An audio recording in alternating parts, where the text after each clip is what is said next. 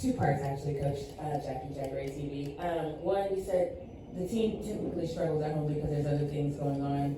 How have you locked them in for this game specifically? And coaching against someone like Fee, how does that make you better as a coach? Yeah, I don't know. I think, in answer to your first question, there is no reason why we shouldn't be locked in. There's no reason. We've got to have some urgency to us at this stage. We're starting to get people back and get into a rhythm, which is great. We just have to, obviously we're playing the best team in the league. We've got to execute and do everything well to beat them, right? And then in answer to your question about Fee, she makes everybody better. She makes this league better. What I love about her game is just her consistency and her motor. She just plays so hard all the time. She's always under control and always seems to make the right decisions. She's elite. And so, to prepare for a player like that, you've got to be on your game as a coach, that's for sure. Hey, Coach. Another two-part here. One, after the New York game, the Indiana game, the New York game was kind of close throughout until the end there, getting the win in Indiana. Just where would you say the team is right now in terms of what you want to see on the court, and then adding somebody like Julie Van Loo, an experienced playmaker, ball handler. What have you seen from her early on in the minutes that she's got? I thought the New York game was competitive. We were right there, and I think we hate losing, but I think we all felt there was some momentum from that game. Just defensively, we played better. Offensively, we were better, just organized and everything. So we took that into Indiana. What was your question on that? I'm sorry. Just where do you see this? Oh, that's right. So I think it's been a tough start, and I know we're almost halfway through, so we can't use the word start anymore. But we've had just so much things we can't control, whether it's injuries or how the schedule was the first third in terms of just, so many games and so little recovery time. But I do feel like we're figuring out identity-wise, the locker room feels a little bit different in a good way. Like there's, I feel like it's coming together. Now the next stage for us is consistency and being able to stack days and stack games. So this will be a good test for that. Van Loo's been awesome, and when we saw that the Valkyries had waived her, I immediately said to our GM, ooh, that'd be a good get for us. To your point, she plays with pace. She's unbelievably good in pick and roll. She's played a lot of basketball, played a lot of high-level basketball, understands the game, and then she can flat out shoot it. And I feel like our system and offense, we could use another person that you want shooting the green light. So, she's been great. It's helped Julie Allemont too, those two Belgian cats playing together. I think that's made Julie Allemont even better too. Hey, Coach, Brian Jones, One Big Purpose. They talk about just you and Reagan had conversations on the CBA. With negotiations going on. He talked about just how that's going to build you up for the future. Yeah, I'm not involved in any of that. And we all know it's coming, and we all know it's going to be majorly impactful for our league. But I have to be complete candor. I don't know. That's above my pay grade. I know that's going to happen a lot with the Players Association and the ownership. They're going to be the ones at the table making those decisions. But I think the bottom line is it's all an attempt to move our game, our league forward, and I think it's going to be monumental.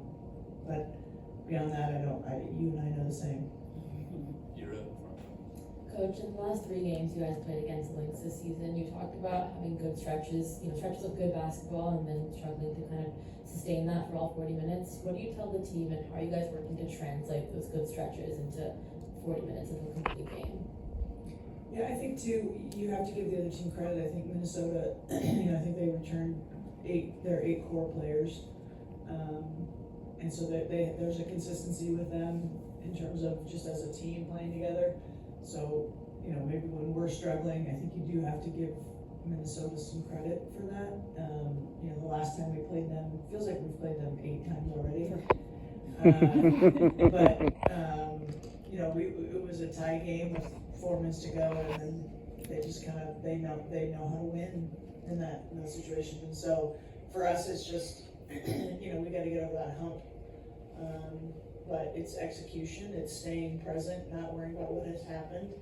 It's next play mentality. I mean, to be the best team, you've got to be on point mentally, to where it's just next play. You don't get too high or too low with what's just happened, and you just keep chipping away and give yourself a chance to win there. Hey Coach, Mike from Matthew LA Sports Weekly. Your first camp day, not sure that anyone asked you yet, but just what's your expectations for it? How fun is it going to be to coach out in front of them with all these little kids? Well, we had them every year in college as well. It's fun. I mean, it's a fun environment. I love you know, seeing all the joy and excitement from kids, and it's really cool to get all, you know, thousands of kids in to watch women play basketball. It's just really cool. The pitch is higher with the screaming, so you have to prepare for that. And also the times of screaming might not be a normal fan. You could miss a shot and they go crazy. But again, that's the purity of sport, and it's fun to have that kind of purity at a game. I know that sounds cheesy, but it's the truth. It's really cool. It's fun. Hey Coach, it's Andrew with 9450 Media. You guys obviously have a tough task today trying to contain the MVP frontrunner, obviously Nafisa Collier. With that being said, how do you guys plan to slow her down today offensively and defensively? How do you guys plan to slow her down? Well, I think, yeah, she is the frontrunner MVP for very valid reasons. I don't know that you're not going to hold her to 0, right? But I think with a player like that, you have to, you know, do the best job you can with adjustments so that she doesn't just get into rhythm and stay in rhythm. So anytime you play a great player, if you can, you know, and Fee is so, as I mentioned, just under control, but just try to throw different things at her, whether that's a different matchup, whether that's a different coverage, whether that's whatever. I think you've got to keep her guessing. If you let her get comfortable, then you're in trouble. Coach, Jared Castillo, Mirror US Sport. You talked about consistency quite a bit, and you talked about how execution and just kind of focusing on not what happened, just kind of next play. Is there a part of you that's, I guess, a little irritated knowing that the consistency still isn't there almost halfway through the season? Yeah. I don't know if irritated is I think it's frustrating, like, because, and the players feel it too, they know.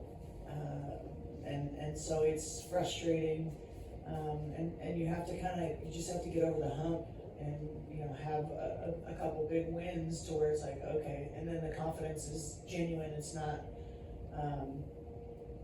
you know, you're not still trying to earn that confidence. Confidence comes from success and work ethic and success, and our team has the work ethic, and we're kind of peaks and valleys right now in success, and we've got to, you know, that consistency is key. I think great players are consistent. You know what you're going to get. Great teams are consistent. You know what you're going to get.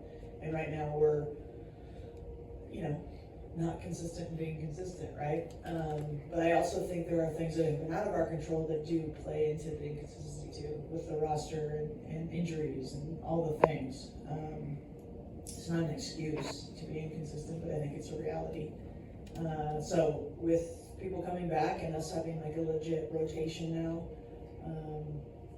I think I'm counting on that we will continue to improve on that. Justin, back to it. Hi, Coach. I apologize if someone's already asked you this. Are there difficulties in preparing for a team that's on the second day of a back-to-back? Like, does anything change in terms of preparation, in terms of how you guys prepare for a team that you literally just saw play on film 24 hours ago? Yeah, not even, yeah. No, I don't think it changes. I think it's an opportunity for us. We got to practice and rest and sleep in our own beds and not travel, and you can't let those opportunities slip through. I do know Minnesota's mentally tough and veteran, and, you know, the MVP on their team, so I don't anticipate them to come in here feeling sorry for themselves. But, you know, physically it is reality. And so I don't think it doesn't change how you scheme or how you plan, but I do think it changes how you approach it as a player, in terms of maybe I can run a little harder for 40 minutes. Maybe I can be a little more physical because, you know, over the course of 40 minutes, maybe fatigue does play a factor. Back to you, Chris. Coach, we've talked a lot about the Lynx being a very disciplined team. You know, they lead the league in defensive efficiency, they're third and fourth turnovers. How do you prepare your backcourt specifically to handle that kind of pressure? Well, Minnesota is, you know, they're the best team in the country. I think defensively, they're just incredibly disciplined. They don't seem to make too many rotation errors, not, you know, someone not being where they should be. They're very, very disciplined defensively. So I think for us, offensively, we've got to keep it simple and not try to do too much one-on-one because there's always going to be help. So the ball's got to move, and we showed players a bunch of analytics on that when we played them. When the ball's moved, what our points per possession is. When the ball hasn't, what our points per possession is. And so it's the discipline to make their defense work. If you let them off the hook early, then you're going to have a hard time beating them.